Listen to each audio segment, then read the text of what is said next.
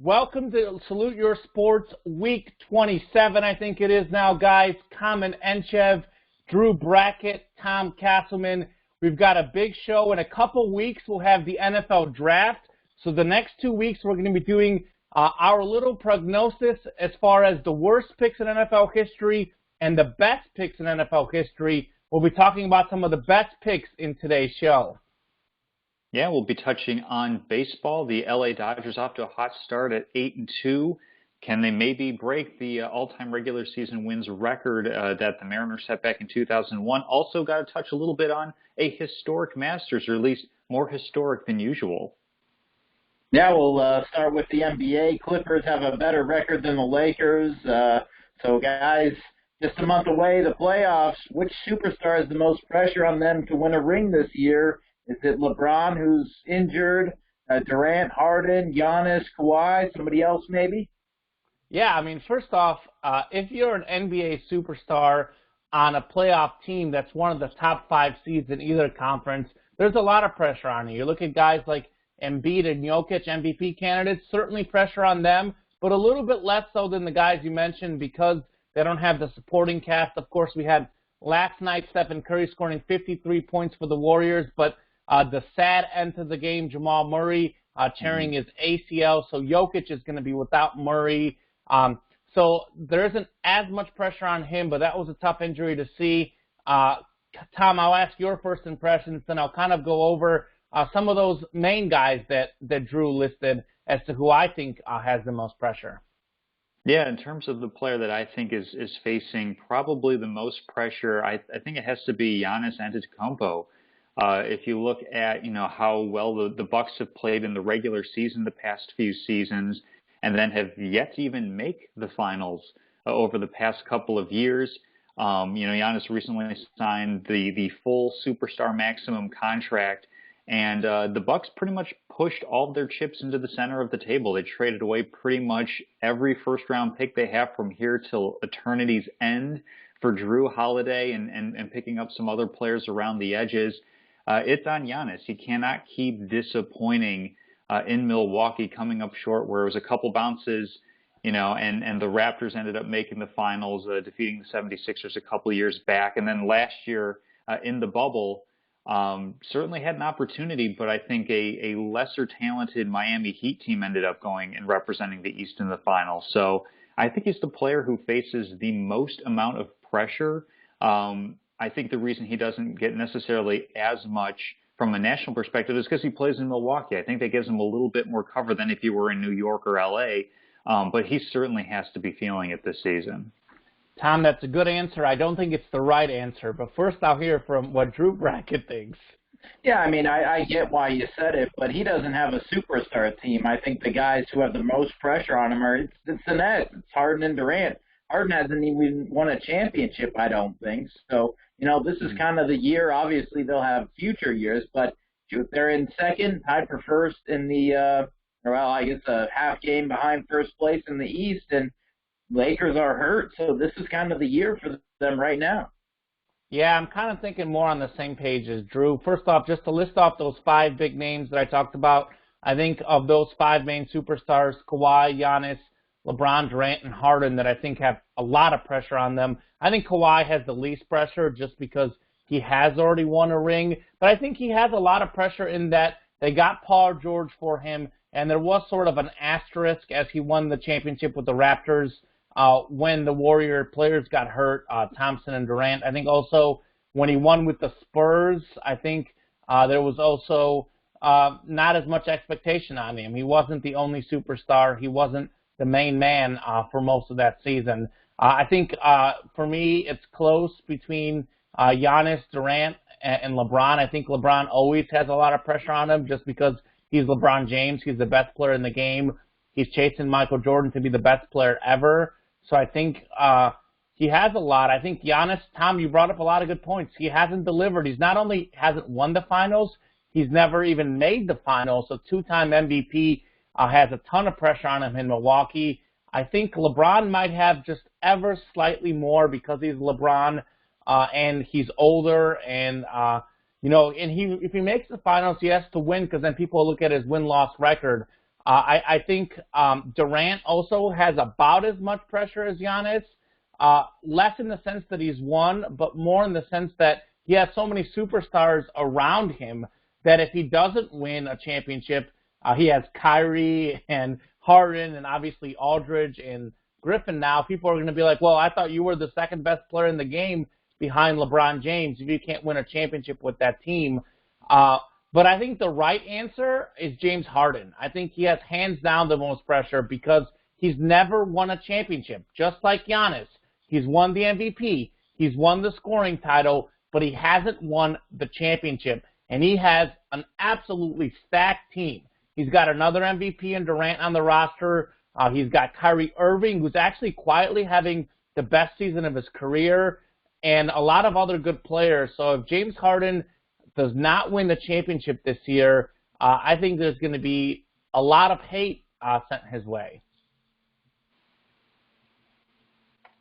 Yeah, that's a pretty fair point. I mean, it kind of comes down to, in the terms of like which player has the most pressure. Is it a little bit diluted amongst all of them because you have Kevin Durant who won his titles in Golden State with that super team. A lot of people, might put a little bit of an asterisk next to that. Kyrie's never won it without LeBron James. So is there maybe a little bit of diffusion where they're all kind of feeling a little bit of pressure there too? Yeah, I think so. I think all of the Nets players are all of a sudden under a lot of pressure. I think that helps the Lakers because maybe a little bit, just because LeBron James is always under pressure, and I don't know how those Nets guys are going to fuse together. I know it's weird that they're doing so well, but they've barely played together. All three of them barely played together. It seems like someone's sitting each night, and come the playoffs, they're going to need all of them playing together. So it'll be interesting to see how those guys mesh in the playoffs. Yeah, it'll be interesting. Oh, go ahead, Drew. I have a trivia question. Drew, go ahead, but then I have a trivia question. What's the trivia question? No, you want to say something. Go ahead. I was going to move on, so what's the trivia question? He's moving on. 7 NBA players in the history of the NBA have won an MVP but not won the NBA championship. How many of the 7 can you name? A few of them are easy because we're talking about them just now. Westbrook, Harden, Giannis. Iverson? Did he win an MVP? Yep. That's Okay. a good one. Barkley. Yep. Malone. Yeah. Yep. Stockton. Stockton never won an MVP. Patrick Probably Ewing? deserved it. Patrick Ewing never won an MVP. Really? Okay. I think, how many are you guys missing? Do you have 5 of them? We've got 5. I thought we had 2 6. away. Oh, you might have 6, actually. You said And Barkley. Who else did you say? Giannis, Harden, Durant. Yeah, you're missing 2, actually. You are missing 2. Tom, you should know one of them for sure. I should know one of them for sure. Yes, for sure.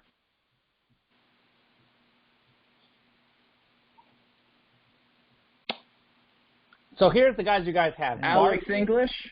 No. Barkley, Iverson, Malone, Giannis, Durant, Harden. You know what? Olajuwon? I'm looking at Olajuwon won 2 finals. Hold on. Yeah, this article is from I wonder if this article missed one of the guys you guys said, or it's from 2018. That's before Giannis won. So there's 8 of them, actually. There's 8 of them. So you guys have 6 out of the 8. Who are we missing? Oh, man. Hold on. Give me 1 second. Both guards. Oh, both guards. Point guards. They're probably Oscar not Robertson? active. No, they're both. One of them is active. The other one now is a coach. Oh, Jason Steve Kidd. Nash. Steve Nash, correct. Jason Kidd did not win an MVP, I don't think. I know he won the finals with the Mavericks. So Steve Nash, and Tom, the most obvious one. The most What if, like, okay, you're going to say Derrick it, and I'm Rose. going to be mad. Derrick Rose. There we go.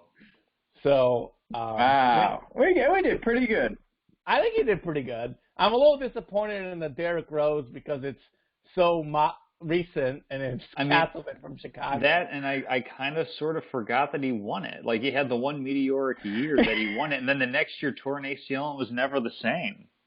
He kind of went like a little bit of that Grant Hill, Penny Hardaway route of like being really talented but never healthy enough to capitalize. So wow, that's on me for not remembering that.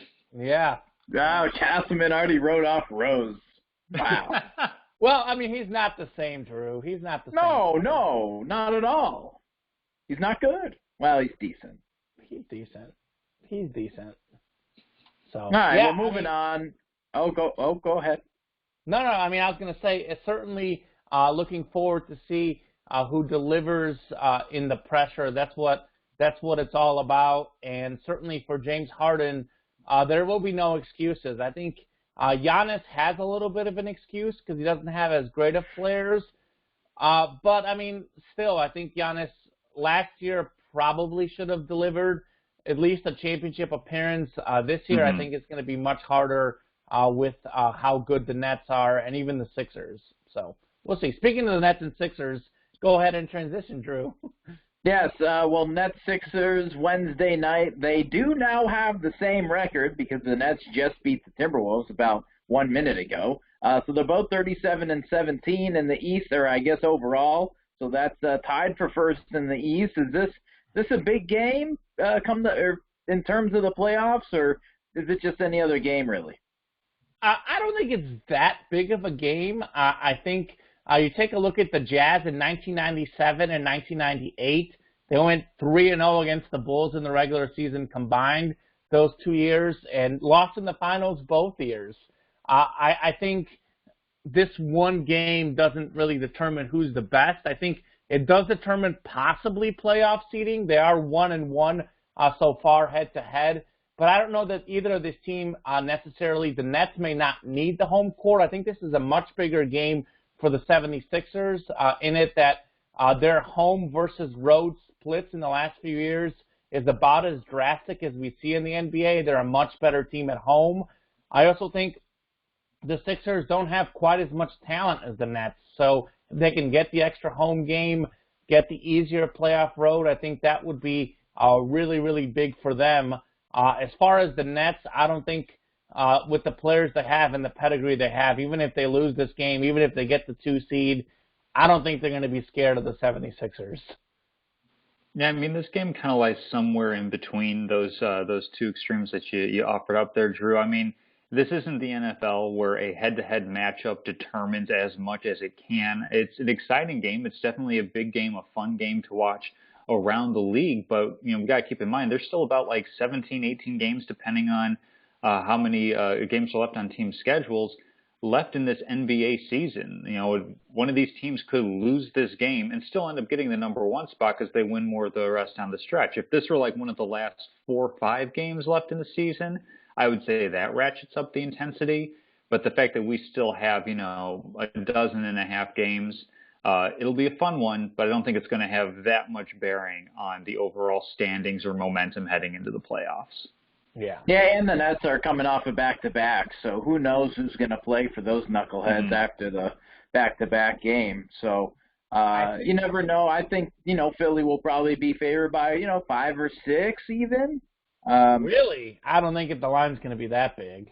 Well, if you have, again, it's the back-to-back, man. Those are big in the NBA. It does depend who plays. It was a 3:00 afternoon game today, which you don't see very often. I think Kevin Durant just coming back from injury. James Harden has been hurt recently. Kyrie Irving, I think, leads the NBA in games missed because of personal and family reasons. I don't think anyone in the history of the league has missed more games because of that. I will say this, though, just because it is going to be a nationally televised game. It is a big game. I can see Durant and Kyrie certainly both playing. Not sure about Harden, but I would be surprised if it's a 5 or 6 point spread. If it is a 5 or 6 point spread for Philadelphia, I would encourage you to bet on the Nets under those circumstances. Yeah, in all likelihood, it'll probably be only about 3, but you never know. You never know. But NFL draft coming up. Oh, when is the draft? A couple of weeks. 16 days. This week, what's the best? Yes, of course. Exciting stuff. But who's the best number 1 overall pick in NFL draft history, Common? Yeah. So real quickly, it's a little segment I came up, my baby, for the next couple of weeks. I'm really excited for it. So we'll be talking about the best picks in NFL history this week. Then next week we'll be talking about the busts. So I'll give you a few guys who you might pick as the best overall pick. Maybe Tom will have one of these. Maybe you'll have one of these. I think certainly Troy Aikman and Terry Bradshaw, number 1 overall picks with multiple Super Bowls, are up there. I think Bruce Smith, the all-time sacks leader, helped the Buffalo Bills reach the Super Bowl. He's got to get a mention. I think Earl Campbell and O.J. Simpson, great running backs, put up big numbers, delivered as number 1 overall picks. But I think you know where I'm going to go with this one, guys. Can you guess? Well, you're going to go ahead and festoon Peyton Manning with plaudits and laurels, so we'll let you get to it. Absolutely. Nicely done. Yeah, so Peyton Manning, to me, is the best number 1 overall pick in NFL history. He had a lot of pressure, and he's delivered. He's got 5 MVPs in his career, most in NFL history. He retired as the NFL all-time leader in yards and passing touchdowns before being passed up since then by Breeze and Brady, who have played longer, has the record for most touchdowns in a regular season, most yards in a regular season. He set the touchdown record twice. The only thing that you can argue against Peyton Manning is that he did it with 2 different teams. So you can say, oh, well, is he the most valuable because he only won 1 Super Bowl with each team? You look at Aikman and Bradshaw, guys that won multiple Super Bowls with the same team. But take a look at their touchdown to interception ratio. Take a look at their quarterback rating. Take a look at their yards. I know a little bit different eras, but still completion percentage. Their numbers were significantly worse than Peyton Manning. They played on significantly better football teams. And Manning had 4 of his 5 MVPs with the Colts. So with Indianapolis alone, he has more MVPs than any player in NFL history. He meant so much to that franchise. He was the man in Indianapolis, both on and off the field. He's the general on the football field. One of the greatest QBs of all time, if not the best of all time. Certainly Patrick Mahomes will pass him up. Maybe Tom Brady already has. But this guy, to me, is the best number 1 pick in the history of the league. Yeah, I kind of figured you might be going that route, so I did go with my favorite side of the ball, the defensive side. I did decide to go with Bruce Smith. And you talk about the longevity that Peyton Manning had in his career. Well, he played quarterback, and as his career went on, they developed the rules to kind of protect quarterbacks a little bit more. On the defensive side of the ball, you don't have such protection, and defensive line is probably, along with offensive line, the most grueling position to play because you are getting hit hard every single play.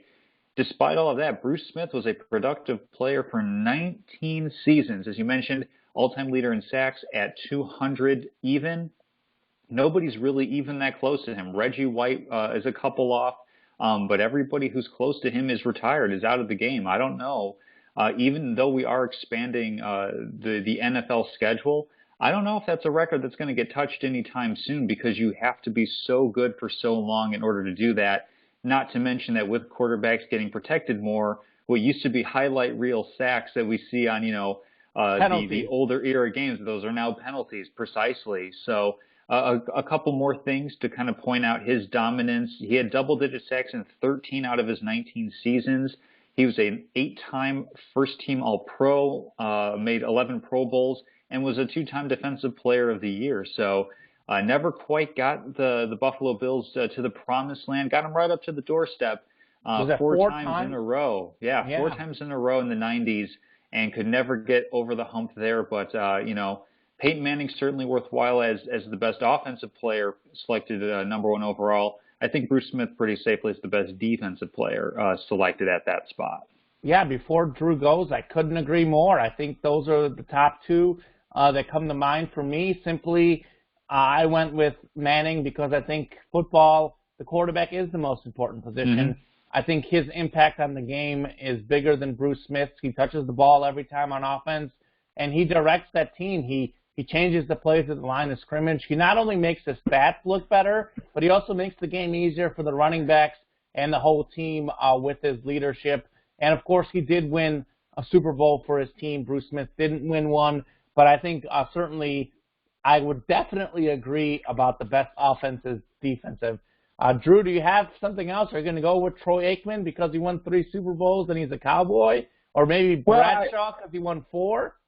Well, of course I'm going to go with Bradshaw because he won 4 Super Bowls, and if you're the GM who selected Terry Bradshaw, you are just like, wow, well, he won 4 Super Bowls for me, so what more do you need? Well, what I need is a little bit better statistics. I'm pulling it up right now, but off the top of my head, I think he only has 2 more career touchdown passes than picks. Correct, 212. Yeah, he's not the best individual player, but it was the best number 1 overall pick for a team, absolutely. Well, I mean, you look at who he played with, the Steel Curtain defense. It doesn't matter who he played with. The fact of the matter is he won his team 4 Super Bowls, and that GM who selected him 4 Super Bowls. Oh, absolutely. I mean, I think he's a great quarterback, a great number 1 overall pick. But I think if you look at how good he was as a player and how much he meant to their Super Bowl winning teams, I don't think he meant to the Steelers nearly as much as Peyton Manning meant to the Colts or even the Broncos during his time there, because Terry Bradshaw was, of course, a different era, not as much of a passing era, but he wasn't the guy delivering all the touchdowns and the yards and the statistics. I mean, he never led the NFL in passing yards a single time in his entire career. So he was a great player, but I think he wasn't the best. He did play on the best team, though, but football is a team game. The quarterback always gets too much credit and too much blame, and Terry Bradshaw certainly has been getting a lot of credit over the years. Well, we'll agree to disagree. I almost went with Joe Burrow, but I think it might be a little early for that. Are you turning into me forecasting picks? Calling guys Hall of Famers like Stephen Curry and Cam Newton. By the way, more on the Stephen Curry later in the show. Of course. Because it wouldn't be Salute Your Sports. Yeah, we'll get a Davidson reference.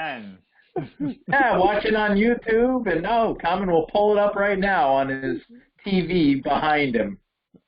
My TV's in front of me, actually. Of course it is. Anyway, continuing with the NFL before we get to Steph Curry mentioning, I'll set a timer for that segment. What's the best late first round or second round pick in NFL history? So I've got a whole list of names for you guys to consider before I make my pick. Let me get my popcorn then. Get your popcorn ready because it's going to be a show. So these are guys drafted 21st or later in NFL history. Number 21, Randy Moss to the Vikings, second all-time in receiving touchdowns. Number 24, Aaron Rodgers to the Packers, multi-time MVP, one of the most talented quarterbacks of all time. Ed Reed, number 24 to the Ravens, the most interception return yards ever, probably the best safety in NFL history. Speaking about the Ravens and drafting late first-round defensive players, what about Ray Lewis at number 26, a Super Bowl champion, one of the best linebackers of all time? He would get tackles, he'd get interceptions. Number 27, Dan Marino to the Dolphins. When he retired, he led the NFL in just about every quarterback statistic there was. Staying with that theme, the next 4 quarterbacks I'll give you all were leading the NFL at the time of their retirement. Frank Tarkenton, number 29, to the Vikings. Drew Brees, 32, to the Chargers. Brett Favre, 33, to the Falcons. Of course, didn't play in Atlanta, played in Green Bay. And then how about number 38? This one's for Tom Castleman. Mike Singletary, the 2-time Defensive Player of the Year, all-time great linebacker, Super Bowl champ with the 85 Bears. And here's another one from Mr. Castleman. Number 40, Michael Strahan to the Giants, 6th all-time in sacks, most sacks in a season, two-time Super Bowl champ, sacking Tom Brady in his last ever game to win the Super Bowl. Those are just some of the all-time great players drafted in that 20 to 40 range. But wait, why was Michael Strahan for Tom? Because he is on Good Morning America and Tom watches that? No, because Tom loves defensive players. Ah, I see. And he's talking about sacks earlier. He's giving Bruce Smith a lot of love. Let's give Michael Strahan some love. Not far behind Bruce Smith, by the way. Not terribly far behind, no. But as much as many players as you gave me that are that could be considered my guys, I'm going to go with somebody who's decidedly not my guy and say it's painful to say, but Brett Favre I think is the greatest second-round pick, late first-round pick. You had him at 33 going to the Falcons, but of course I know him for what he did as a Green Bay Packer. Brett Favre was basically like one of the main gunslingers in the NFL as they kind of started to transition from more of a run-centric league to a passing-centric league. But you don't have to look much further than the fact that he won 3 MVP awards in a row from 1995 to 1997. Now, this is before I was watching football. This is where he won a Super Bowl, lost in another. I only saw him kind of like towards the tail end of his career, and he was still bedeviling the Bears every single season, whether it was in Lambeau or at Soldier Field. So for me, yeah, it's Brett Favre, retired with the most passing yards, I believe, touchdowns and interceptions, oddly enough, all at the same time. Coming from an era where interceptions weren't as frowned upon as they are now, because it was kind of perceived as a little bit of like he's trying to make the play, and occasionally, well, for Brett Favre, more than occasionally, about 300 some odd times he did not make the play. But I think, yeah, I have him as one of the best second-round picks of all time. Yeah, I think it's probably Brett Favre. Honorable mention to Randy Moss, as Common mentioned. I mean, he was just so dominant as a wide receiver, and he played for so long. Even when he was on the Patriots, and that offense was just crazy good. I mean, they were putting up points like no other. So either of those guys for sure. I'm going to go with another Packers quarterback. I'm going to go with Aaron Rodgers. Tom, you brought up the interceptions. I agree with you. Maybe they weren't as frowned upon at the time, but you look at Aaron Rodgers and you look at Brett Favre, they do a lot of the same stuff. They put up a lot of similar statistics. They can make every throw in the game, but Aaron Rodgers gets significantly less interceptions than Brett Favre, significantly less. And I think you talked about Brett Favre winning 3 MVPs. Well, Aaron Rodgers has already won 3 MVPs, and he's still going. And they both each won 1 Super Bowl. So I think you got to give the edge to Aaron Rodgers, something to consider. Obviously, you guys didn't really consider this. I sort of did, just because, I don't know, maybe we're talking about the best second-round pick ever, but I also looked at it, what team did he get drafted by and who did he play for? Because Brett Favre got drafted by the Falcons, and that was like an all-time like awful decision to get rid of him and not really use him as a quarterback, whereas Aaron Rodgers has been in Green Bay his entire career. And certainly the Packers got a bargain there because at one point Rodgers was considered possibly the number 1 overall pick in the draft, which Alex Smith was in that draft. Rodgers slipped a lot in that draft. Ended up going number 24, but certainly tomato, I think as Bear fans, Tom and I know all the statistics as to how many quarterbacks the Bears have had during the Favre and Rodgers era, and it's not a pretty list, but it sure is a long one. Yeah, I mean, tomato, potato, we move on. Not counting the obvious Tom Brady answer, what's the best selection the team has made ever in the 3rd round or later? So this is going to be one of those late round guys. Common, who you got? So I've got a couple of names I'll list off before I give my pick. Give you some ideas, Drew. So Terrell Owens has to be up there. He's 2nd all-time in yards, 3rd all-time in touchdowns. He was a 3rd round pick. Chris Carter, supplemental draft, a 4th round pick. He's 4th all-time in receiving touchdowns. Shannon Sharp was a 7th round pick, He had all the tight end records when he retired until Tony Gonzalez would pass him up. And then Travis Kelce, of course, is going to pass up Tony Gonzalez. Kelce also a third-round pick, by the way. Here's a good one. Johnny Unitas was drafted by the Steelers. He played with the Colts. He was picked in the 9th round, but back then we had less teams. He was the 102nd overall pick, so still equivalent to a 4th-round pick for one of the all-time great quarterbacks. Super Bowl, a 3-time MVP, a Super Bowl champion. Roger Staubach, a Cowboy. Drew's a big Cowboys fan. 10th round, 129th overall pick by the Cowboys, 2-time Super Bowl champ. And then there's Bart Starr, of course.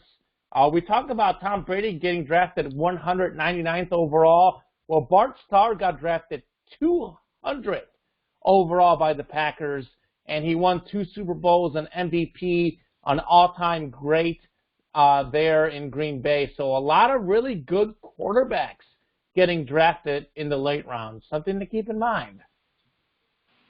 Absolutely, yeah. I mean, for me, you mentioned him, the tight end, Shannon Sharp. Considering when he was in the league, this was before we had as many tight end weapons as prevalent. This is before Gronk and Kelce, before even, Dallas Clark from the Colts. This was a time where tight end wasn't as prominent of a position, and the Denver Broncos go out and they find value in the 7th round. That's part of my evaluation on this. Certainly, Joe Montana, for example, was a 3rd-round pick, 4-0 in the Super Bowl with that great 49ers dynasty. In common, you listed a lot of other really good picks. But like you mentioned, once upon a time, there were a lot more rounds, but a lot fewer teams in the league. And then, 3rd round, you can still anticipate and expect to find really good players. Nobody expects to find a Hall of Fame player in the 6th or 7th round of the draft or even undrafted. So that's why I have Shannon Sharp, as you mentioned, had all the tight end receiving records by the time he retired. 3-time Super Bowl champ, 8-time Pro Bowler, just a fantastic player all around. And now adversary of one Skip Bayless over on FS1 for programming that I actively try to avoid. I definitely avoid that programming as well. Anything with Skip Bayless, I'm not watching it. I mean, we know Tom's watching Good Morning America with his boy Michael Strahan, so that makes sense. I give credit to Bo Jackson. He's probably the most talented in the late rounds, but obviously he didn't have a very lengthy career. Right? Yeah. 7th-round pick? Yeah. Yeah. But yeah, I think, Bart Starr, obviously it was a long time ago, but, he's probably my pick. I know you mentioned Roger Staubach. That's a good one as well. So there's a decent amount of guys that have had good careers. And, also an honorable mention, Ryan Fitzmagic, 7th round, 250th overall. Gotta love the Fitzmagic. I think also Russell Wilson, if we're talking about early guys. You guys may remember this when we did our Salute Your Sports radio show. What was it, about 10 years ago? We were talking about NFL draft steals. I listed Russell Wilson as a potential steal coming out of Wisconsin, and that certainly happened to be a steal as a 3rd-round pick for Russell Wilson. Do you remember who I listed? I can't. Probably RG3 or something. Oh, no. I wasn't as high as on RG3 as you. You proclaimed him a Hall of Famer. No, I didn't. That was Cam Newton. Wrong guy. Okay. The wrong guy. You really liked RG3, which I didn't he was like really RG3. good in college. And if he didn't get hurt, he would have been really good in the NFL. He was a fantastic running quarterback that simply he lost his legs. He was much like Derrick Rose, a sort of player like he can be decent still, but he's not. He lost his athleticism. He was great because of his athleticism. So that the injuries really hurt Robert Griffin. Andrew Luck in that same draft class, of course, retiring early also. For me, it's close. I kind of agree with what Tom is saying, though, looking at the value. So I think of more a later round pick, and Bart Starr was in the 17th round, guys. I know this is way back in the day, but he was the 200th overall pick. And this is one of the 50 greatest players in NFL history, maybe if not top 10 certainly if you look at greatest quarterbacks ever, I know eras are hard to compare, but I'd say he's unanimously a top 10 quarterback ever. So going as the 200th overall pick, I mean, even back then when you look at the fact that there were less players, there was 199 guys deemed to be better than him. Boy, Vince Lombardi got himself a steal with that pick. And so, I mean, for the record, we did premise this, even though I think he's a little bit overhyped, it would be Tom Brady is the obvious answer, but we did it not counting Tom Brady. But we made sure to talk Peyton Manning. We made positively sure to do that. Yes, we did. We got to get Peyton Manning in the show. Peyton Manning was my old Patrick Mahomes. He was my first true quarterback love, as I would say. It's just select the best quarterback out there in Common 11. Well, I did like Brett Favre also as a Bears fan. I know this may pain Castleman, but I loved the way he played the game. So every time it was Brett Favre against Peyton Manning, I would lose my mind, which didn't happen very often either, because they were in opposite conferences for most of their careers, or if not all their careers. Hey, Drew, who is your first quarterback love, if you have one? Was it Troy Aikman? I know that's like a little bit early for it was a little early. I didn't really start liking NFL until probably, the Romo botching the PAT, the field goal. So, it's got to be Romo. Does your Twitter bio still say Tony Romo fan? I don't know. You know better than me. How many followers do I have nowadays? Not many. Probably not. Not many. I'm sure it's still. I haven't. You know what? I haven't changed it since day one, so yes, it does still say Tony Romo fan. Drew's that guy who's very actively looking at Twitter, but not tweeting. So of course, he's that type of guy out there. Hey, Castleman too, Common. I know. Oh yeah, I see those replies, Castleman. I don't know who or what, I can't remember, but probably those sneaky replies to add Dame Lillard. Great game, man. Thank you, adopted fan of the Blazers. In common, it's just every tweet about Messi, every Barcelona retweet. I mean, that guy, I remember in college, it was probably 20 times an hour you would tweet Common. Now it's probably about twice a day, maybe 3 times, 5 times if Barcelona's playing. Well, it depends if I'm live in-game tweeting a game. Last night I was live in-game tweeting the Warriors game because of the Stephen Curry 53-point performance. And certainly when I was working as a TV sports reporter, I was tweeting out those Missouri high school sports scores and Mizzou news, tweeting a little bit less often now than I used to. But certainly a lot of fun NFL stuff that we've talked about. I think next week we're going to be talking about the biggest draft busts. Find me a bust, Jamarcus Russell. Yeah. Find me a bust, Ryan Leaf, who, by the way, I had the pleasure of interviewing last year. Really interesting guy, Ryan Leaf is. Maybe I'll get more insights to him on our show next week. So, and then, of course, in 2 weeks, we'll give you our full NFL draft preview. We'll be talking about all these quarterbacks that we have. Justin Fields, Zach Wilson, a.k.a. Mini Mahomes, as they call him, the Golden Boy, Trevor Lawrence, Mackie Mac Jones, the champion, and much, much more. Where is the draft this year, and will there be fans? Huh, good question. It might be I'll give you a couple weeks to research. No, Castleman's pulling it up right now. Up to the I know.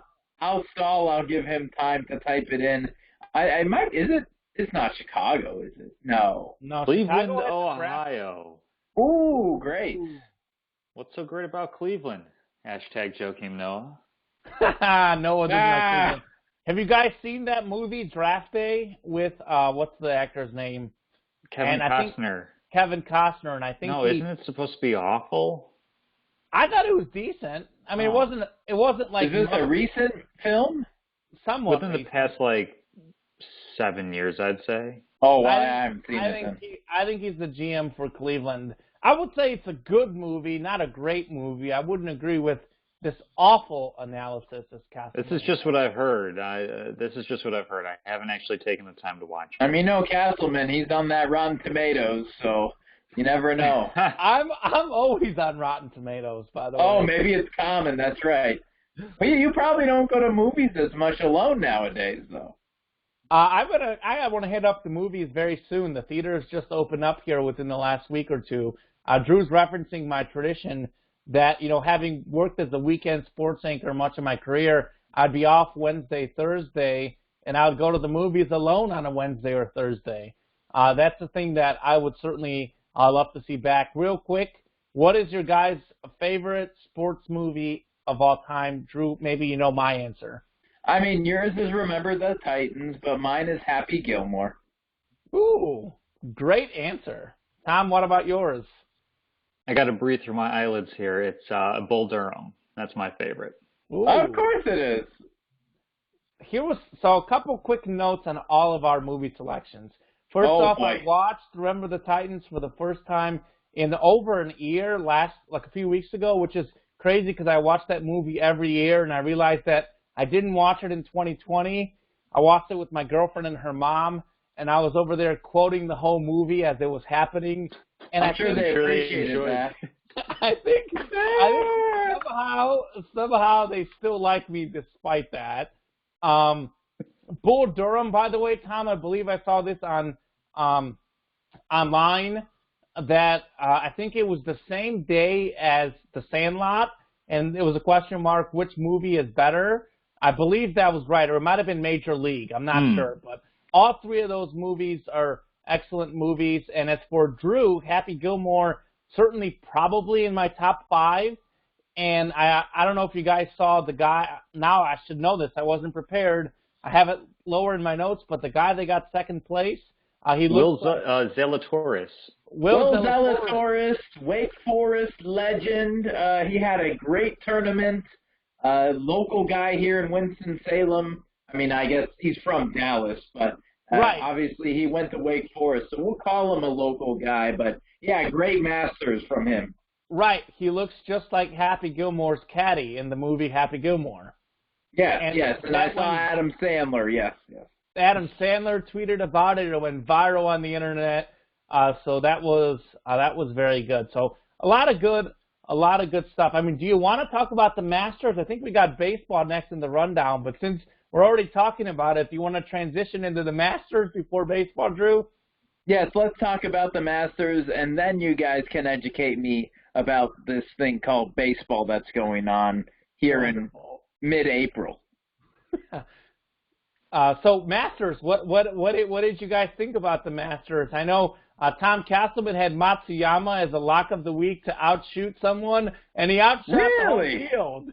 So he outshot everybody. I'm going to go ahead and adopt Hideki Matsuyama since I'm just bringing one more into the fold. That's my guy right there for a couple locks of the week. Came through in a big way. I actually watched the Masters a little bit for the first time perhaps ever. I'm not a huge golf watcher, but I found myself watching and actually putting a really well-prepared dinner on hold to watch him make those last couple of shots on the 18th, just to, literally witness history. The first Japanese man to win the green jacket. They were mentioning this during the broadcast that Japan is a huge golfing nation. And so just like a wonderful story. I mean, anytime that you have that sort of barrier being broken, that just adds to the history of that moment.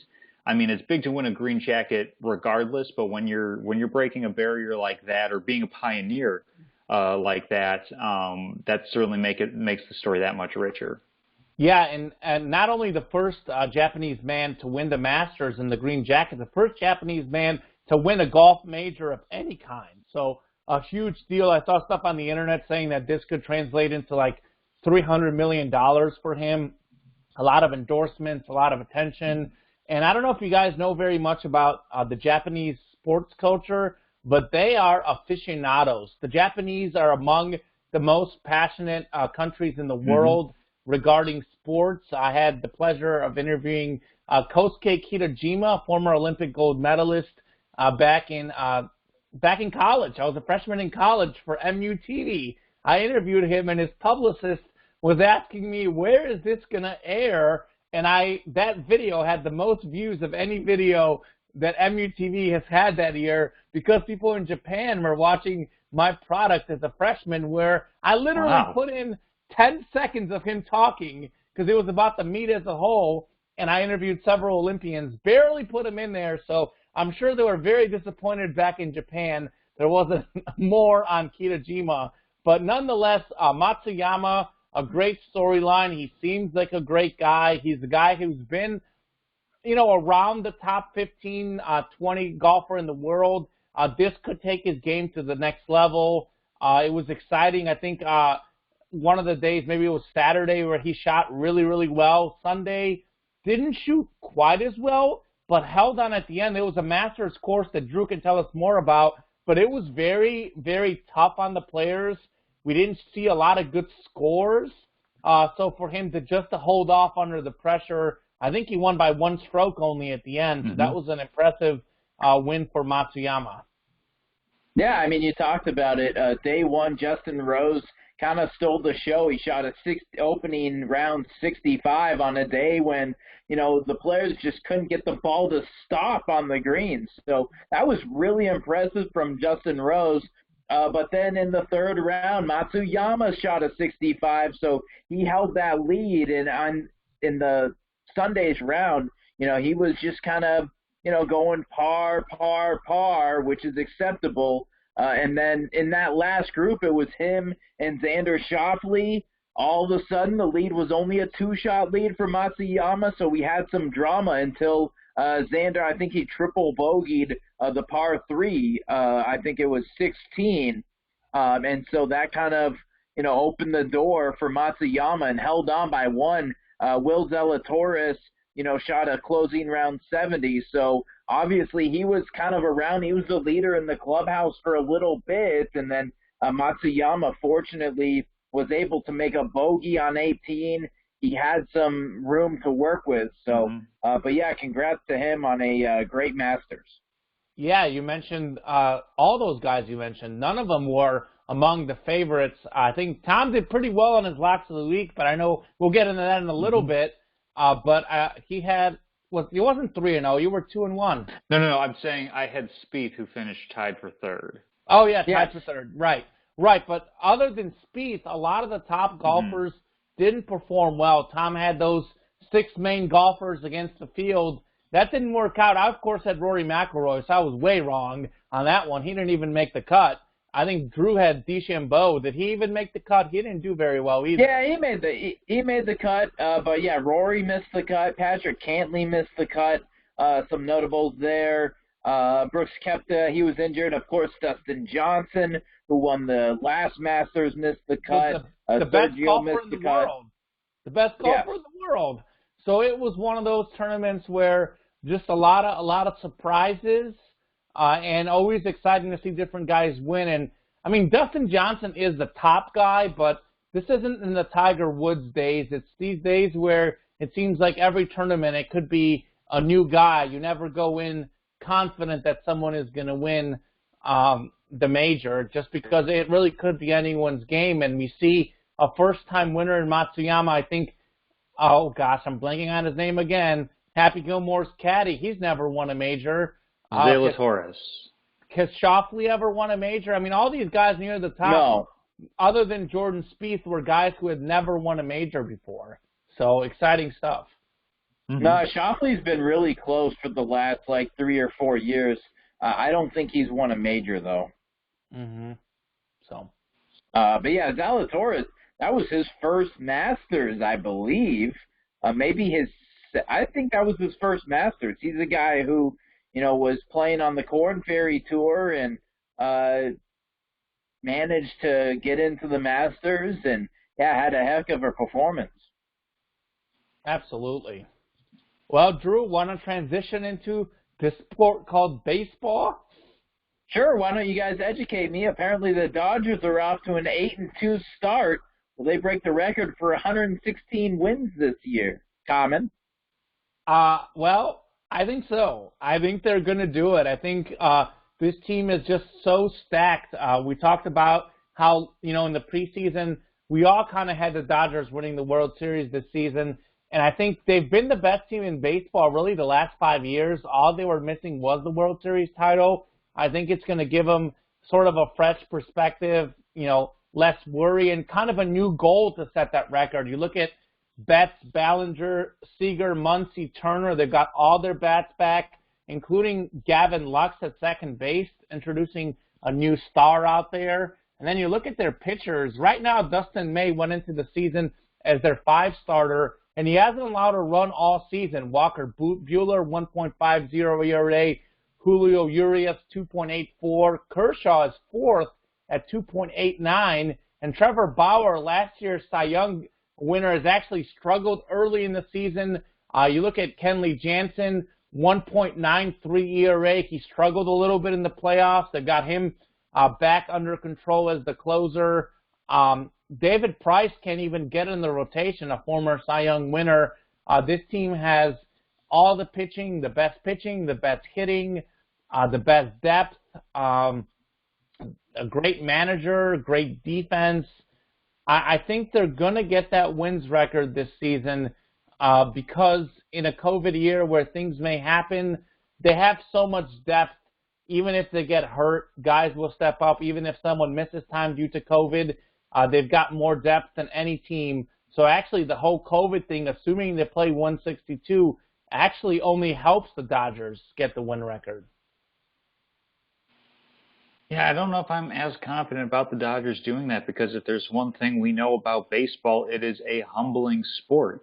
The record currently is 8-2. Guess what? A lot of teams over a 10-game span go 8-2 throughout a season. At least the good ones will, and sometimes even the not so good ones manage to just get hot for a little bit. I mean, injuries happen. We have Cody Bellinger, who's on the injured list right now. Slumps invariably happen. You're going to catch guys that just have off days, and I think that the Dodgers, Common, as you mentioned, probably are the best equipped team to go go and win 116, 117, even more than that. And I think what it could ultimately come down to is how they're feeling at the end of the season. It could be one of those situations where, they could try to push for that. They could easily get that in their grasp if they wanted to, or they might be looking ahead at the playoffs and saying, hey, we want to make sure that we have our guys rested and healthy and ready to go. So maybe 116 isn't important. I think a little bit of the mentality might come into play in terms of how they want to prioritize that. Because, we saw the Seattle Mariners, they won 116 games back in, was that 2000, 2001, one of those with 2 years. Ichiro. And then lost in the first round. I believe they were swept out by the Bronx Bombers, the New York Yankees. So I think it'd be something where they could try to push for it. They could get it. I don't think that it'll be easy by any stretch of the imagination. And I have serious doubts about them getting to that point. It would take a lot for them to keep winning at this pace. Yes, I certainly think it's possible, but not likely, just because, as you mentioned, the pace is tough in baseball. I mean, we have a Cincinnati Reds team that is 7-3 overall with a plus 23 run differential. That's the same as the Dodgers. And, shoot, I don't even know a player on the Reds, maybe Joey Votto. But point is, I mean, they're going to fizzle out, I would imagine, and not that the Dodgers will fizzle out that much, but they'll still win the division, of course, but not sure that they'll hit 116. Yeah, I think one of my favorite players in baseball, I believe, still plays on the Reds. Mike the Moose Moustakas, I believe, is on the Reds at third base. Joey Votto, also one of the best hitters in baseball. I think he might be on my fantasy team, or he was last year. I can't remember. Yes, I play fantasy baseball, Drew. Yes, I do. I mean, that's expected, I think. Yeah, surprisingly, I don't normally play fantasy NBA, which is interesting, even though I'm a bigger NBA fan than MLB. But I'm also in a league with friends from high school, or one friend from high school. I'm in his league, and it's a league that happens every year. So I'm not going to. Castleman, you a fantasy guy? Just for football. Once upon a time, I was in baseball and basketball as well, but now it's just football. Yeah. Okay. That makes sense. Yeah, once upon a time, I was in baseball, basketball, hockey, You had NASCAR. fantasy NASCAR. I remember you had Yeah. fantasy NASCAR. I never did fantasy NASCAR. You had fantasy NASCAR. I remember Man, that. those were the days. That was fun. I think I had a bass fishing team. I mean, it was incredible. I mean, every sport on ESPN back then. But yeah, that was a lot of fun. Let's see, there was one more weird one. I mean, golf. You just kind of pick 4 golfers each week, but Mm-hmm. I think the bass fishing was the weird one. Who's the best bass fisher? I don't even know. I mean, that was 14 years ago, so I'm not sure anymore. I had back in the day when I did fantasy football, I would have about 10 fantasy leagues. Like, I was so into it that I would join random leagues online that I didn't even know anyone. Like, I just had to have as many teams as possible, and I had something like I had to create extra email accounts because I wasn't able. They wouldn't let me have more fantasy teams because I had Yahoo teams and ESPN teams. I might have had like 12 leagues one year. I'm not even kidding. I was crazy. So, Yeah, I had to draft Romo in at least half my leagues. That was the goal. absolutely. Do you know what my draft strategy used to be? And it actually was a very good one because it worked for a while. Do you know what the strategy was? I mean, I'm Draft hoping you're Peyton going to Manning give in the away your first draft secrets, but yeah, go ahead. If Peyton Manning is on the board, draft Peyton Manning. And I remember I believe it was it '05, the year that he first broke the touchdown record with the Colts? I think so. I think it was '05. I had the first overall pick. I was with my friend and his older brother's friends. So I knew a couple of his brother's friends, but I didn't know all of them, and I didn't know them that well. And we did like a draft where we drafted in person. We were all together in the room, and I had the first pick. And LT at the time was all the rave. He was the hands down number 1 pick. And you guys know, don't draft the quarterback first, whatever. And I drafted Peyton Manning, and they all made fun of me. And then he set the touchdown record. My team went undefeated. I won every game. I also had Chad Johnson that year, who was a great receiver. Steve Smith had his breakout season that year. I got him in a trade for Mark Clayton, which was just a guy that was a total bust. So I remember that fantasy season very well. Also, Kurt Warner, by the way, another one of my favorite quarterbacks early on. We talked about that. So a lot of fun to be had. As far as the baseball question, I agree with you guys. It's very hard to do. It certainly could go either way. They say in baseball, you win 40, you lose 40. What do you do with the other 82? Well, they got to be just about almost perfect in those other 82 to get that wins record. It could go either way. I just like their depth, and I want to have a little fun. So let's say that they'll do it. Why not? Why You not? heard it here first, Yeah, absolutely. as we would say in college, as you would say in college. That's right. You heard it here first. And I keep track of all these things we say. So if it happens, I'll be the first to tell you that I predicted it right. Oh, we're aware. Speaking of predictions, locks of the week. I didn't predict things very well this last week. I had a 3-0 week 2 weeks ago, 2-1 last week, 2 weeks ago. So I was 5-1 the last 2 weeks. I was due for a bad week, and boy, it was a bad one. I went 0-3. I had the Bucks minus 6.5 over the Warriors. I didn't know Giannis wasn't going to play, in my credit. So no Giannis. Late time scratch. The Warriors winning by 1 there. Blazers, Tom Castleman's adopted team, covering 5.5 against the Clippers. I just missed that one badly. And then Barcelona had over Real Madrid. I said Barcelona would win 2-1. I got the score right, but Real Madrid was the 2-1 winner. A lot of controversy with the possible penalty call that wasn't called in the Clásico. A lot of rain coming down kind of impacted both teams there. But Real Madrid got off to that 2-0 lead. Never distinguished it. I never gave it away. Speaking to that 2-1 final, Drew had Real Madrid, Barcelona under 3 goals. You got a wash there. Also, Championship League soccer, you had Birmingham City and Stoke City under 2 goals. 2-0 there, so another wash. And then he got Spieth out shooting Rory correct. with his Masters pick. Tom also had Spieth over Rory, and he had Matsuyama outshooting Taro Hatton. Obviously, that worked out well, and his pick of the top 6 guys versus the field did not work as well. So I'm still in first place right now. Drew is 3 wins back of me, and Tom and Drew are now tied in the win column, but Drew has 6 ties and Tom has 6 more losses. So because Drew and I pick these over-unders in these soccer games, so we get ourselves a bunch of ties. Castleman, you have 0 ties so far this season. So that's an interesting one to keep in mind. What do you guys have this week? Well, I'm an all-or-nothing type of guy. I don't like kind of splitting even on anything here. So I'm going to go with a full baseball card this evening. Don't have a ton of research behind any of this, but Angels are playing really, really well. The Kansas City Royals are 4-4, but not that talented of a team. So go ahead, take the Angels on the money line. Dodgers are a supremely talented team. We've talked about them going up against the Rockies, who have Trevor Story and little else.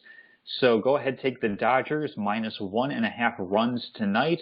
And then give me the San Francisco Giants at home on the money line over the visiting Cincinnati Reds. Luis Castillo, their ace, is on the mound. He has struggled so far this season. Kevin Gausman's been playing very well for the Giants. So I'll go ahead and take San Fran on that. All baseball. All baseball. Love it. Drew will have soccer, surely. Yes, Castleman doesn't like to split, except the adored Castleman split that we used to bring up. But anyway, I'll go ahead and do my locks. Major League Baseball tomorrow. That'll be on Wednesday. Take the Mets over the Phillies at plus money, plus 110. And then we'll head to the English Championship Friday afternoon. Cardiff City against Reading, under 2 goals. And then we'll head Saturday to the Bundesliga, Union Berlin versus Stuttgart, over 2.5 goals. Drew Brackett finally learned that the Bundesliga games tend to go over. He's been listening to what I've been saying on this show. So I don't know about that. I'll probably lose that one. I don't know. We'll see. We will see. Certainly could go either way. You won't draw it at under 2.5. You'll probably somehow draw the Premier League over-under or Championship League over-under at 2 goals. I believe both of those are 2 teams that have been in the Premier League before and are having down seasons at the moment. Well, good. Then maybe they just won't score at all. We will find out. As far as what I'm thinking for this week, I'm thinking that I'm going to go with some NBA tonight. I'm going to go with a Castleman-like bet. No prop bets for Castleman today, so I'm going to have to make the prop bets for him. I'm going to go with his adopted team, the Portland Trailblazers, taking on the Boston Celtics tonight. Damian Lillard's over-under is 25.5 points. Are you kidding me? This guy's averaging 28.7 points per game. His over-under about 3 points lower than what he averages. He's coming off a 12-point game last time out against the Heat. I think he's going to be upset. I think he's going to jack up a lot of shots. It's a nationally televised game, I think, on TNT, or maybe it was ESPN. I think it's TNT. Probably a close game between the Celtics and Blazers. I think Kemba Walker is going to struggle guarding Lillard in this game. I think it's going to be a close game. I think Lillard's going to hit a few clutch shots late, go to the free throw line a lot. I think over 25.5 points, that's a borderline mortgage bet situation. Oh, no. Oh, no, you done it now. You were just fine until you said that. Of course, my mortgage bet predictions don't tend to go well, so maybe just bet big, but don't bet your mortgage on that one. Another game tonight, I like the Suns and Heat, under 217.5 points. Last time these 2 teams met, we had 210 points and a 110-100 Suns win. Suns coming off a back-to-back. I don't think they'll shoot the ball as well as they did last night. I think the Heat Third best defense in the NBA, allowing 107 points per game. Suns are fifth best, allowing 108 points per game. So two very good defensive teams. The Suns are the better team, but they might have some tired legs.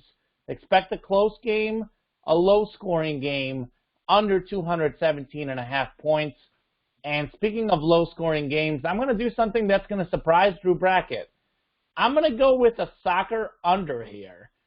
Champions League tomorrow, Manchester City, Borussia Dortmund. I'm going to go under 3 goals. Man City has a 2-1 aggregate lead in the quarterfinals. They're going to try to hang on to that lead, and they've played great defense in the Champions League. They've allowed only 2 goals in 9 Champions League matches this season. We know how well Pep Guardiola and his teams pass the ball. I expect them to pass the ball around, waste the clock, hold on to that lead because City has choked in the Champions League before. It's going to be a 2-0, 1-1, 1-0 type game. Don't look for a lot of goals in that Man City-Dortmund game tomorrow. Wow, you're cheering for a boring game. Sure am. I'm just making what I think is going to happen. You can't always go homer. When I go homer, things don't always go as well. So I'm going with something that maybe I don't want to see, and then it'll happen. That way it's a win-win type scenario. Big news in the Champions League today, by the way, real quickly. Defending champions Bayern Munich got eliminated. Now, as you know, they played 2 games to decide who gets the most total goals. They won 1-0 today. They tied 3-3 against PSG, but PSG had more away goals in that thriller last week that was 3-2. And, of course, without Robert Lewandowski, their star player, definitely hurt Bayern in their finishing. But this game actually could have been a PSG win. Neymar hit the post like 2 or 3 times. So crazy game. The defending champions out of the Champions League at the quarterfinal stage. I have to say, I'm not a soccer watcher, but the determination of who wins makes no sense to me whatsoever. Like, who cares if they're away? Like, why are you using individual goals to determine, like, who breaks a tie or something like that? I couldn't agree more. Castleman. That makes less than no sense. Right. Makes no sense, but that's the way they do it. They play 2 games. Whoever scores the most goals wins, and if they have the same amount of goals, they give it to the team who scored more away goals, and there's no justice in it. They ought to play the extra minutes, or they really ought to go straight to penalties, because I think part of the reason why they do it is they don't want to give a team extra minutes on the home field type scenario.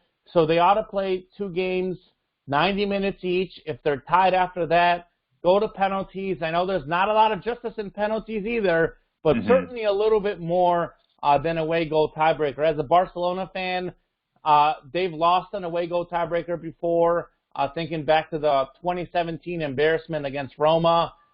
Certainly don't like the away goal tiebreaker. I definitely agree with you. But that's what they have. That's the rule they have. Okay, just making sure I'm not crazy for thinking that makes less than no sense.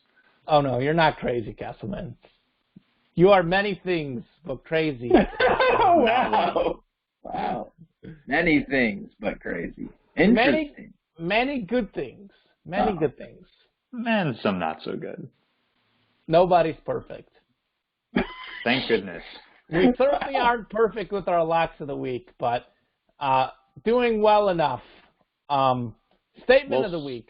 Speaking of perfection, I'm going to jump in with this one. Speaking of perfection, I'm going to go to North Texas, the Mean Green's Hope Trautwein. I hope I'm pronouncing her last name correctly, who in the shadow of the Masters on Sunday threw her school's first perfect game and struck out all 21 batters that she faced in the process. It is believed that this is the first perfect 7-inning softball game in which every single out has come via the K. So we've had more strikeouts in extra inning softball games, but it's believed that this is the first one that is just regulation, 21 up, 21 down. It was a 3-0 victory for the Mean Green, so a salute to Hope Trautwein, and just a fantastic, amazing accomplishment that I don't know if we're ever going to see something like that again. Wait, she struck out every batter? All 21. That's incredible. I know in college with Holy cow. we had Chelsea Thomas at Mizzou had several perfect games, and she might have had about 15 or 16 strikeouts in some of them, but not 21. That's unbelievable. How did I miss this? I don't know if I watched the Center as much last night. I think maybe I turned it on just for a little bit. Oh, I was watching the Warriors game. That's right, and I wasn't really tuning in the Sports Center as much. Just to hear the Steph Curry stuff, then I turned it off. Huh. Yeah, I mean, North Texas, it's a relatively small school, and you know, we were in like I said, the shadow of the Masters and Hideki Matsuyama making history there. So this one just kind of like slipped under the radar a little bit, but I did a little bit of digging just to kind of see what was going on around sports, saw that, and just had to give that a shout out because that's just an incredible, incredible feat. Do you have just that, or do you have another statement as well? Oh, I have a statement, but I figured if we were doing salutes, we would take turns on that. I can just go straight into statement if you like. Nah, we can go to Drew, then we'll go back to you, because I've got a salute/statement mix. Yeah, I've got a mix as well here. I guess I salute, hats off to Jamal Murray. Hopefully he is okay. He has a torn ACL for the Nuggets. He's out indefinitely. You know, that's tough for a player, too, when your team is playing so well, the Nuggets, and fourth in the Western Conference. We're hoping to win the NBA championship or at least make the finals. One of your best players goes down with an ACL. That's tough. And, you know, injuries are a part of the game, but you just hate to see it happen, especially to a guy like that, you know, this late in the season, you know, about a month away from the playoffs, all these games that you've played. You know, you're in playoff contention, you're the 4th seed, and now likely Denver probably not going to win the championship or make the finals even. Yeah, and I think this, ironically, might potentially set up a 4-5 series between the Lakers and Nuggets, and LeBron James all of a sudden in the first round may have an easier way with no Jamal Murray there. Also, Michael Porter Jr., the Mizzou star that we all know, the Nuggets' 3rd leading scorer, all of a sudden he's going to have a lot of pressure on him to be the second guy, the Robin to sort of Jokic. So I think it'll be interesting to see how he steps up there, but certainly very sad to see the Jamal Murray news. That's all I got? That's all you got. Tom, you know what, I'll go since it transitions well. Same basketball game as last night. I saw the Jamal Murray injury live, by the way. Not live and in person, but live on TV. And it was one of those really freaky plays because it wasn't a contact injury. He just went up for a layup. Late in the game is pretty much out of reach. They're down like 8 points with a minute to go type deal. And he falls on his leg and twists it himself. But the big story in that game was, besides the injury, the positive big story with Stephen Curry scoring 53 points, his 3rd 50-point game of the season. Only 3 guys have ever had 3 seasons of 3 50-point games in the last, 20, 30 years, which is, of course, Jordan, Kobe, James Harden, and now Stephen Curry. And he passed Wilt Chamberlain as the all-time leader in Warriors points, the history of the franchise. Of course, Wilt Chamberlain spent some time with the Sixers, some time with the Lakers, so not his whole career was with the Warriors, but a pretty big accomplishment anytime you pass Wilt Chamberlain. That's the salute. The statement is that Steph Curry is ironically the most underrated player in basketball history. I know we talk a lot about his three-point shooting. We talk a lot about his influence on the game. But my goodness, as you guys know, I'm a sports historian, and I often find myself looking at top 10 NBA players of all time lists. And the majority of the time, I don't see his name top 10 all time. To me, he is definitely a top 10 player of all time. He's a 2-time MVP. He's a 3-time NBA champion. He's going to end up with the most threes ever in a single season and the most threes ever in his career. He revolutionized the game with the 3-ball, changed the way the game is played, but he's a highly underrated passer. If you watch Stephen Curry play the game, he's a phenomenal passer. Also, his driving to the hoop, his floaters, his dribbling, his mid-range game are all underrated. And take this season, he's coming off an injury, which is the only way to stop Steph Curry is for him to get hurt. He's shooting nearly 50% from the field, over 40% from field goals, from threes rather, over 90% from the free throw line. He plays on a terrible basketball team. Everyone is focused on Stephen Curry all game long. Kelly Oubre can't make a three. James Wiseman gets hurt every game. Draymond Green can't make a shot to save his life. Speaking of underrated, Green is overrated. We see what happens when he's not on a super team. Andrew Wiggins has athleticism but not consistent shooting. The team focuses on Curry every single night, yet he's still scoring about 30 a game this season. And he's a little bit better on defense than people think. No, he's not a great defensive player, but in the modern NBA, offense matters more than defense, and he's a very pesky player. He gets a lot of steals. He creates some steals, too, on defense. So I think Curry, to me, is a top 10 player of all time. True. I now have 2 points of contention with you. One, I didn't see your timer, and I completely forgot about the common Steph Curry effusive of lauding of praise. The second point of contention I have is with your New York Yankees. They are tearing families apart, Drew. I don't know how you can cheer for a team that tears families apart, and I'm tired of them doing so. I will not stand for it any longer. The Bronx Bombers acquired infielder Rougned Odor from the Texas Rangers and forced him to shave the beard that he has been growing since 2015. Odor said it felt weird to shave and that his own daughter, didn't want to look at him after the fact. I'm on the show today sporting some facial hair of my own in protest to the New York Yankees policy. This is a dumb rule. I know it's a private baseball team. They can make up their own dumb rules whenever they want, but I guarantee you that everybody would be up in arms if there were a mandatory facial hair policy that teams wanted to impart. I can only imagine them decades and almost more than a century ago going up to 3-year pro player from 1889 to 1891, Ollie Beard, and saying, you have to go by the name Ollie Shorn now. There's no solution to this gripe. It's just something fun for me to vent about one of baseball's most broadly disliked teams. Couldn't agree more. The Yankees, they're troublemakers. This is probably why Drew has tuned out baseball compared to what he used to watch more, because the Yankees are just such a bad franchise, causing all sorts of issues. They're not a bad franchise. I just don't watch baseball. We're just giving you a hard time. The Cubs haven't won since 1908. Oh, wait, they did, but they won in 2016, man. And I guess Castleman's a White Sox guy. Yeah, the White Sox and the Cubs have both won more recently than the Yankees. How about that? No, the Yankees won in 09, right? Or 09? 09, Sox won in 05. Just the Cubs. You're right, just the Cubs. And they need to get Mark Early back. Yeah, left off the White Sox for Chicago sports championship teams, of course. They left him off.